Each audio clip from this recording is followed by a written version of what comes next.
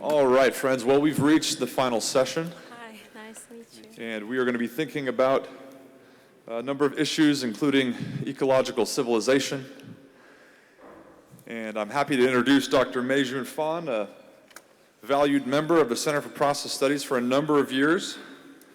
She's a professor at Beijing Normal University for more than 10 years and is now the co-director of the China project of the Center for Process Studies and also the program director for the Institute for the Postmodern Development of China, one of our co-sponsors. Completed her doctoral studies at Beijing University and master's at Peking University, and her areas of specialty include Chinese traditional aesthetics, process philosophy, and aesthetical education.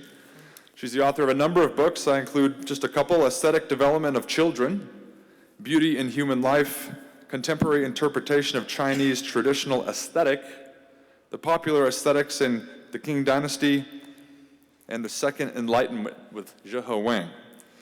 She's the moderator of this final session on environmental ethics and ecological civilization. Please welcome Dr. Meijun Fan.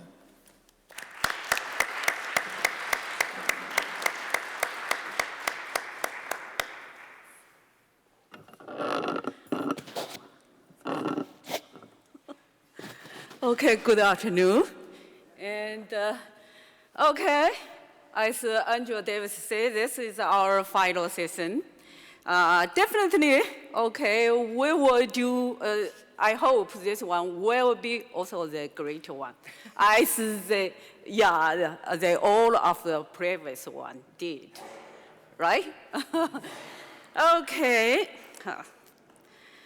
so let me introduce our first speaker of the last session.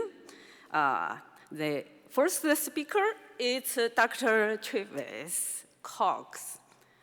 Dr. Travis Cox is an associate professor in the Ecopsychology MA and Environmental Study BA at Naropa University. His interest and research are about the intersections of social movement and social justice, education, metaphysics, environmental philosophy, agriculture, psychedelics, and deep sustainability. He earned his PhD at Iowa State University in sustainability agriculture and a Master of Philosophy and Religion with an emphasis in philosophy, cosmology, and consciousness from the California Institute of Integrated Studies, and a Bachelor of Philosophy from Central College in Pella, Iowa. So the title of his paper is Process Start, Transpersonal Sustainability and the Role in Evolving for Ecological Civilization. So let's welcome Dr. Cox.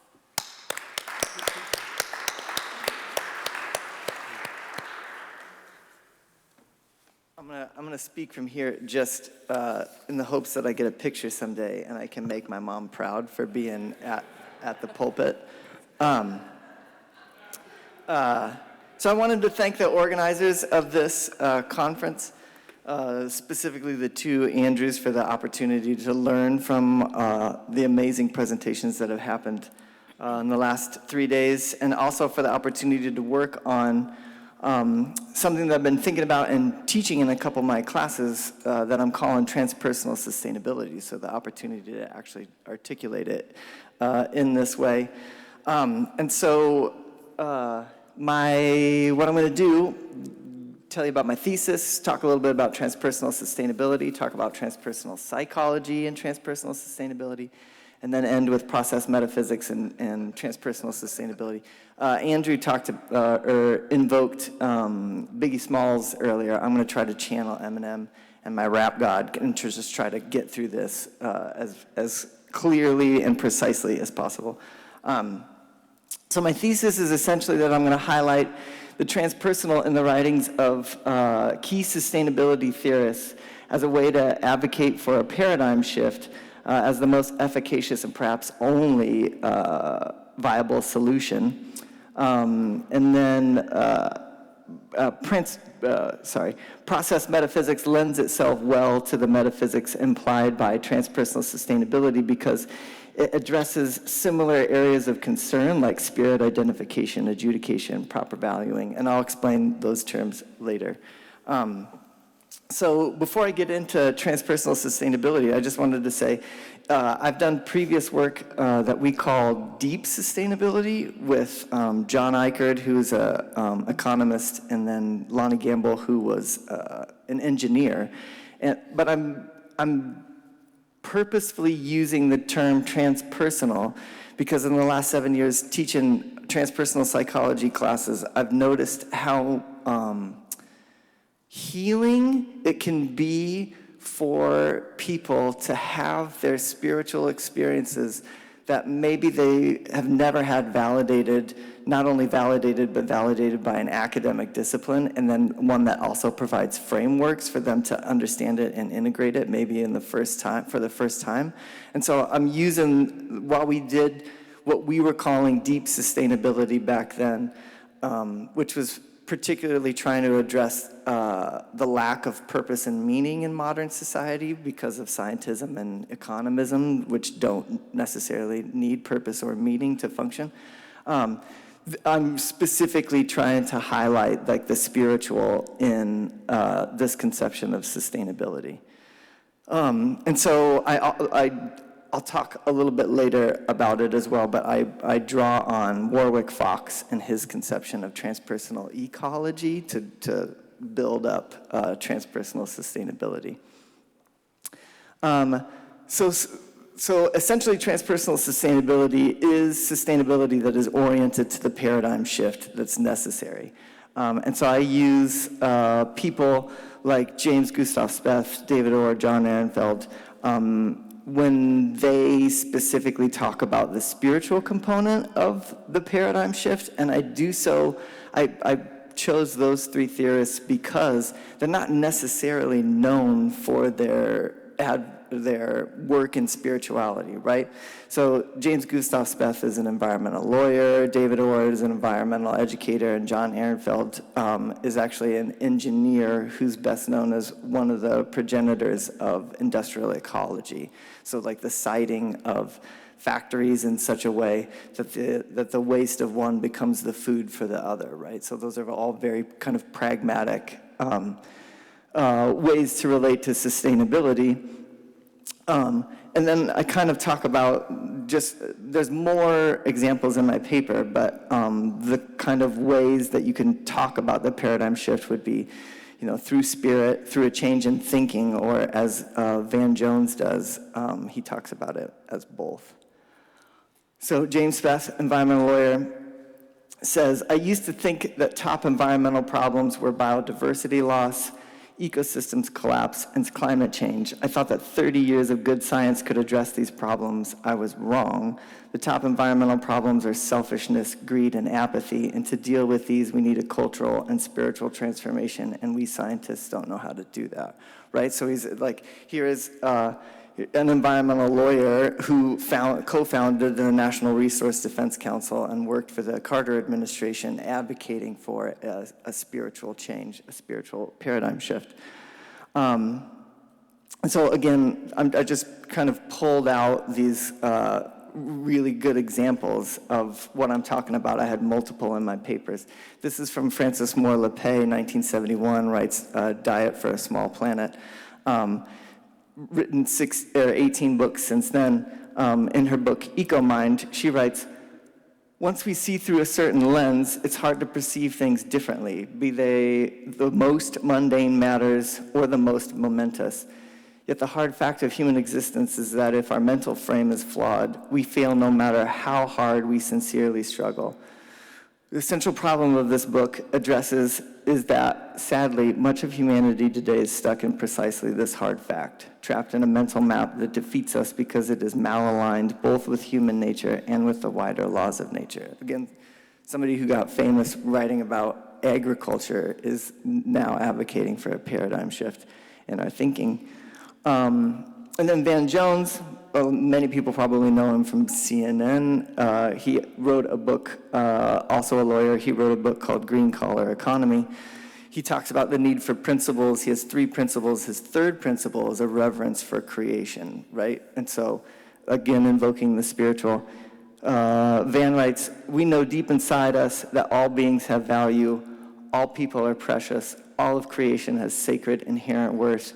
We must take a stand in defense of the children of all species, including our own. Creation has an independent value beyond and irrespective of us."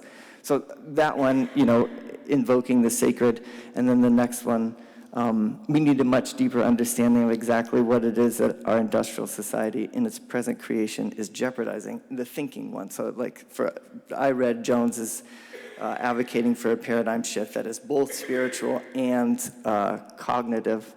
And so one of the things that I just wanted to point out really quickly, so in Warwick Fox's work towards a transpersonal ecology, what Fox did was looked at deep ecologists and tried to tease out the commonality among deep ecologists because their thinking was so disparate at times. And what he did was he pulled out the spiritual aspects of it, which he labeled as transpersonal. But he didn't necessarily go into transpersonal theory very much in that book. As you'll see, used his framework to apply, I applied his framework to agriculture. And so I didn't necessarily investigate transpersonal theory either. I just took his work wholesale and applied it to agriculture. But what's interesting to me is the way in which the actual discipline of transpersonal psychology is now moving into the realm of what I'm calling transpersonal sustainability as a discipline. And so I just wanted to highlight that here because, so I use a book by Cunningham. It's a textbook. It's like I've never, as a teacher, had students be more excited about a textbook than this textbook. I mean, it is like a traditional textbook, but the students love it. It was published in 2022. And so in that, Cunningham talks about Hartless, Kaplan, and Rardin's thematic analysis. And it talks about how the field of transpersonal psychology has expanded its focus between its beginnings in 1968 and 2003 from its early emphasis on alternative states to a greater focus on inclusive psychology that studies and cultivates the transformation of society and the individual in the context of physical embodiment, community, ecology, and the transpersonal ultimate.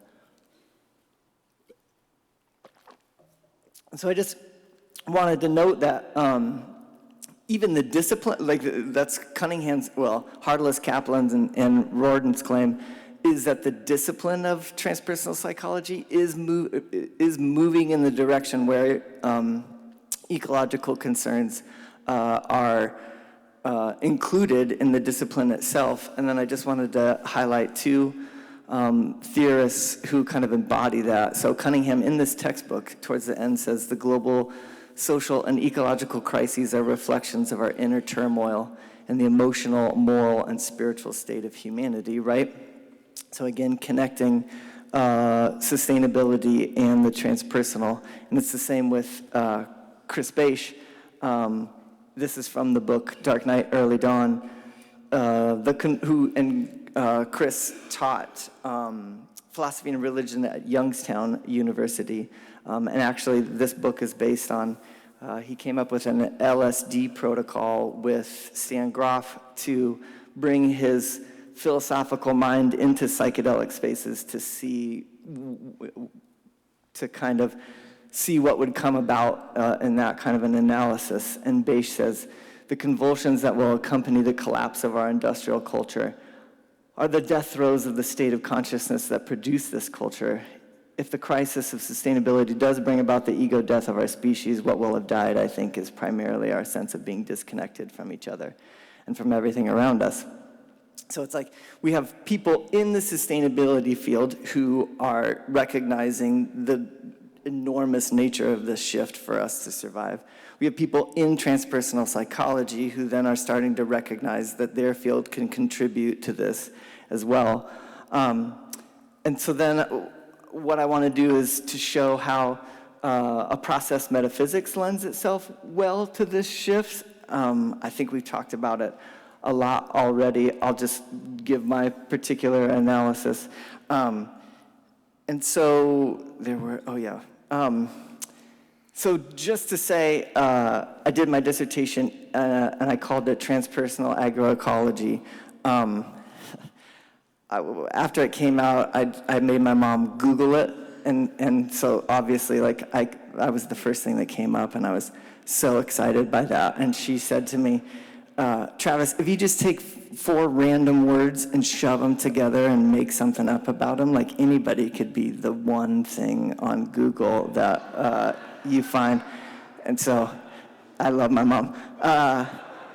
So I just decided to keep making stuff up, like transpersonal sustainability. And so, but in coming up with transpersonal agroecology, I also connected that to a process metaphysics, and so I'm just drawing on that analysis that I did. It's in Process Studies in 2014, the journal Process Studies in 2014.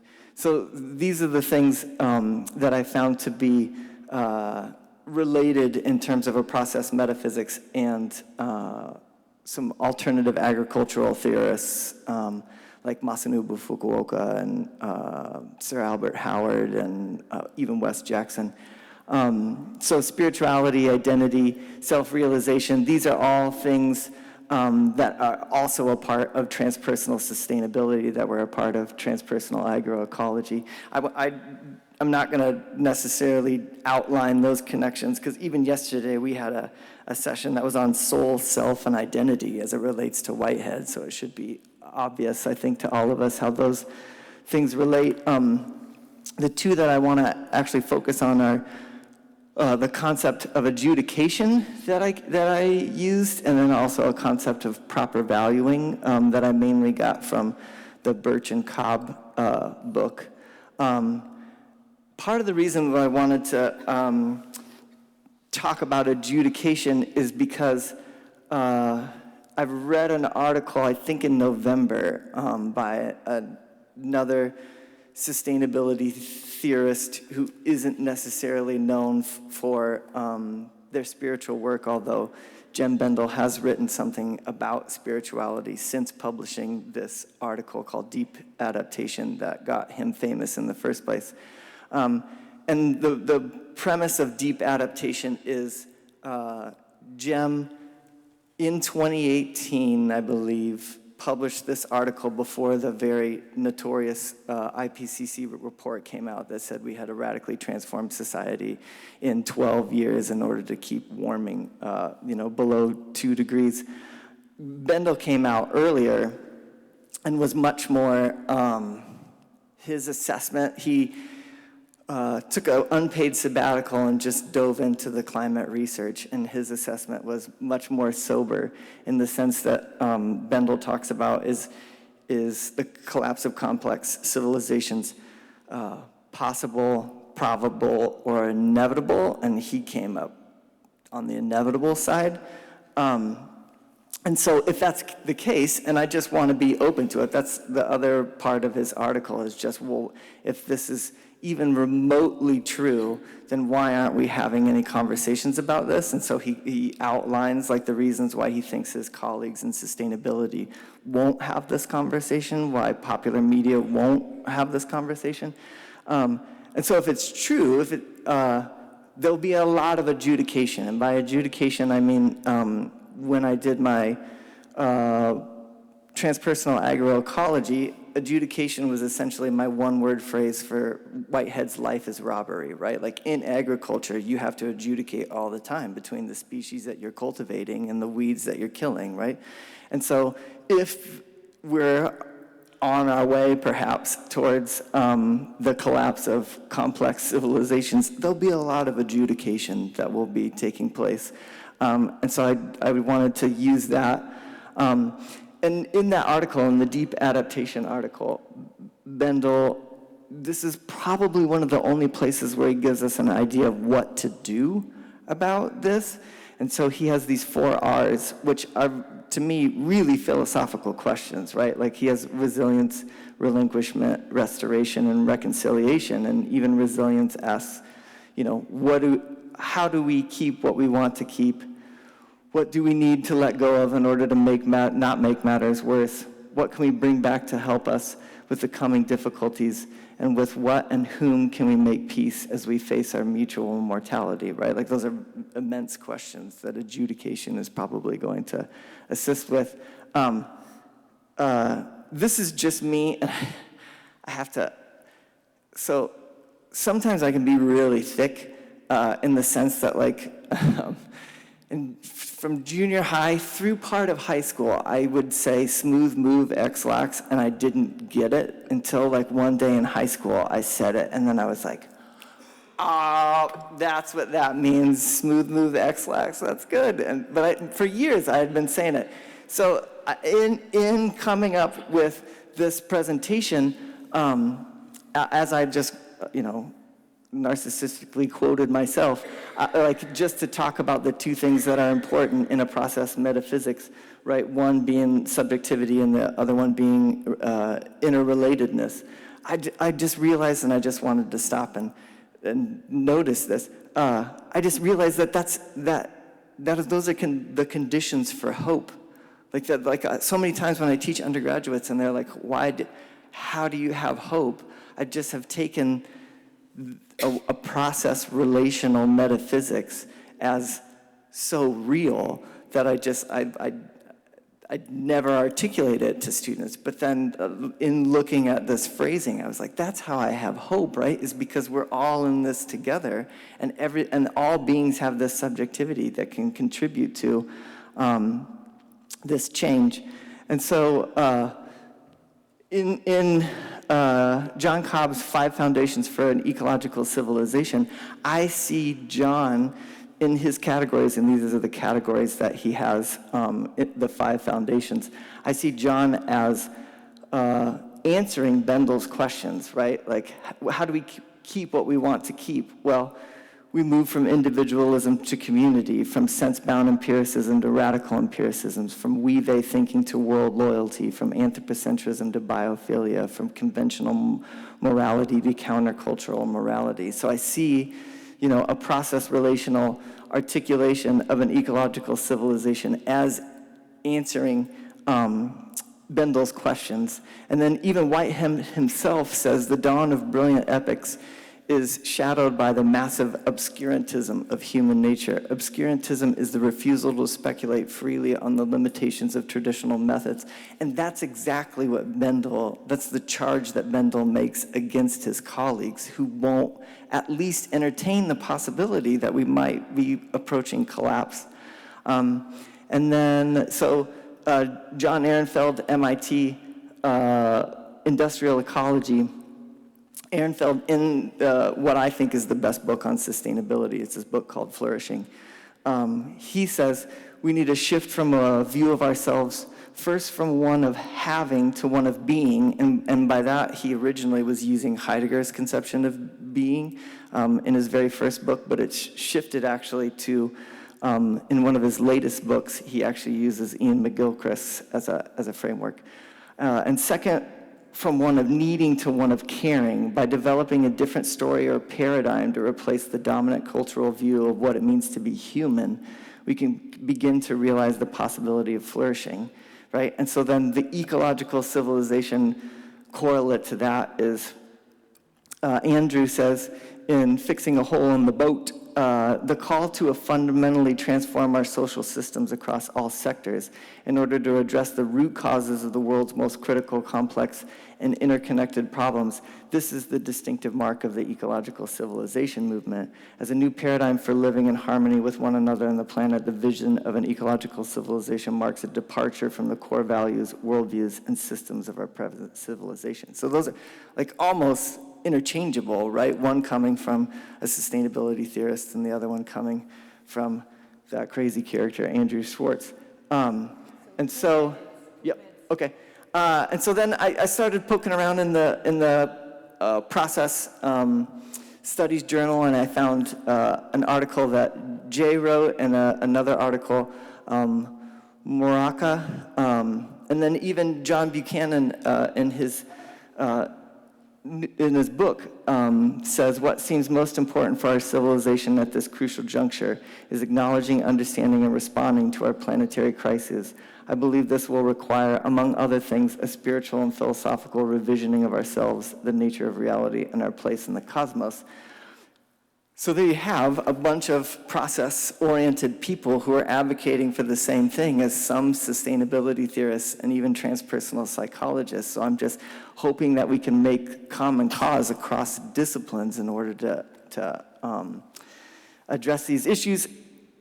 I don't think process metaphysics is necessarily the only metaphysics. Like in an article that I wrote about soil, a book chapter I wrote about soil, I also believe, these metaphysics could be indigenous for those indigenous peoples, to be eco-feminist or Buddhist. And then the last thing I'll say, just in terms of next steps, I think that a project that I'm working on called Ecopsychedelics is a overlap between transpersonal sustainability and then the resurgence of psychedelics as a way of what Peter did in terms of having a menu of metaphysics that could underline having a psychedelic experience that transforms the world. In the same way, we could have a metaphysics that would allow us to have a sustainable future and a menu for that as well.